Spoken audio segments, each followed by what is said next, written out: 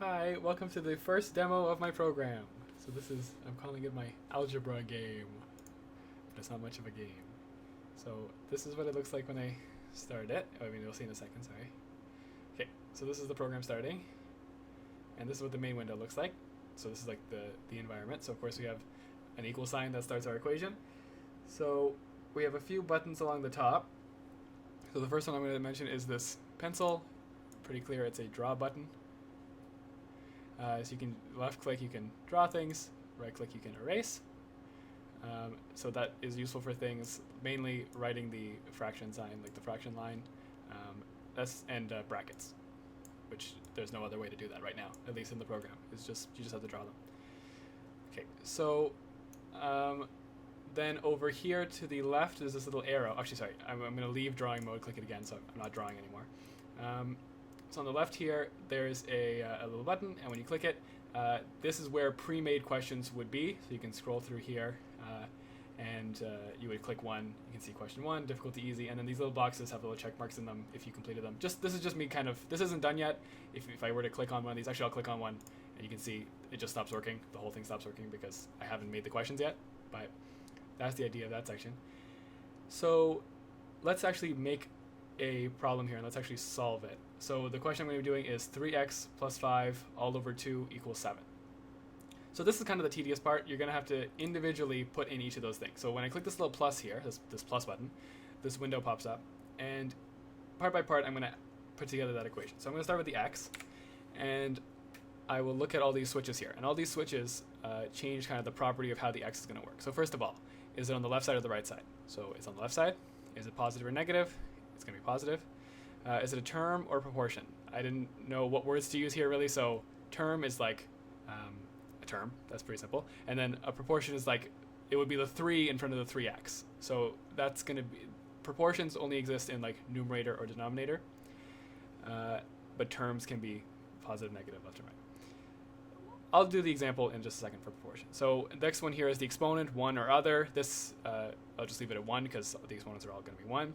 And then show plus or don't show plus. So do I want to show the plus sign or not show the plus sign? So for this x, it is on the left side, positive, term, exponent of 1, don't show the plus sign.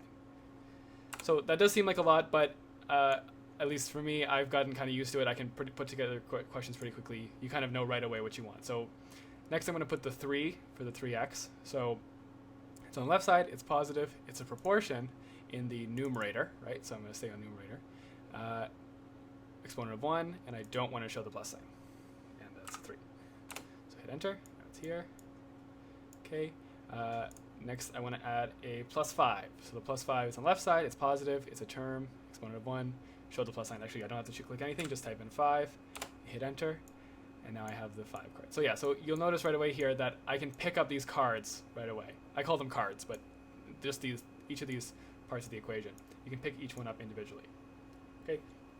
So now I'm going to hit P on the keyboard to turn on the draw tool, and I'm just going to draw the fraction line, and I'm going to hit P again to take out of it. And then in the denominator, there's going to be a 2. So 2, it's on the left side, it's positive, it's a proportion in the denominator. So I turn it to proportion, and then I switch to denominator here. Exponent of 1, don't show the plus sign. Okay, 2, and then on the right side is just a 7. So it's on the right side, a positive term, exponent of 1, don't show the plus sign, and it's a 7. There. Okay, so this is our equation setup. Now that did take a little while, and so it would be definitely tedious if you were to be in the middle of teaching and you have to stop and set that up. But that is where these pre-made questions would come in, and I would each person, like each teacher, would be able to specify what each question was, and make them ahead of time, so that you don't have to sit there in the middle of the lesson and put these together.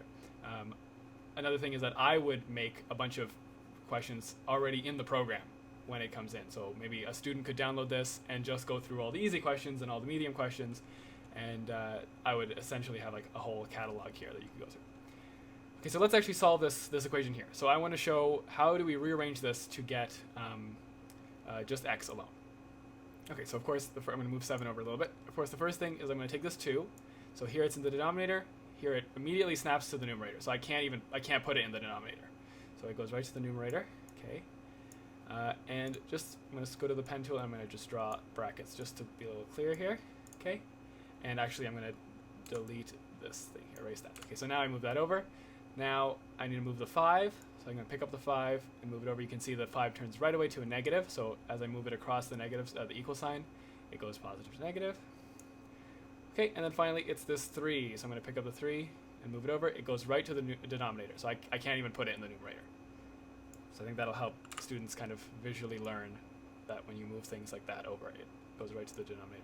Okay, so another thing that's powerful in this program is that I can actually solve this in here. I don't have to pull out any calculator or anything like that to show what each step is, or, I mean, this is pretty simple, but if it was more complicated numbers, you can actually solve it all in here. So let's say first I'm going to multiply this 2 and the 7.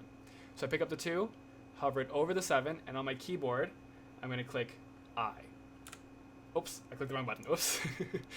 Okay, sorry, I clicked the wrong button there, so we're back here. I'm going to pick up the 2, hover it over the 7, and I'm going to click U. That multiplies. Okay, so the buttons on the keyboard, don't worry about that. That's just how I'm setting it up. They'll probably be different. But you click a button on the keyboard, and then it multiplies. Okay, so now I want to combine the 14 and the -5. So I'm going to pick up the 14. Actually, I can pick up either one, but I'm going to pick up the 14, hover it over the 5, and I'm going to click A for add or combine. And now it is positive 9. So I can move that here. Actually, I'm going to get rid of the brackets just by erasing. Okay, and then the final thing is I need to divide this, of course. So I'm going to hold the thing that is being divided is what you're holding. So I'm dividing 9 by 3. So it would be different if I picked up the 3 and moved it over, right? So I'm holding 9. I want to divide it by 3. Okay, so I'm going to move it over here, hover over, and I'm going to click I for divide. And then I just get positive 3, of course. And then, again, I'm just going to erase this line. And there we go. So we rearranged and also solved the equation for x. So x equals 3 here, obviously. So yeah, so that's the basics of how the program would work. Again, it doesn't visually look like much right now, but I think it's functional and the cards all work. And one more button is you can click R to reset everything. That's just at any moment you can click that.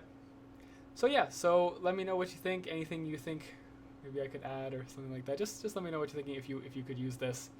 This menu is a little complicated, but it does let you create any question. I haven't set up the exponent thing properly yet, but it does essentially let you create any question, especially once I finish that. So a teacher could come and use this program and set up questions and save them into this section here. But yeah, that's the idea. Okay, well, thanks for watching. Bye-bye.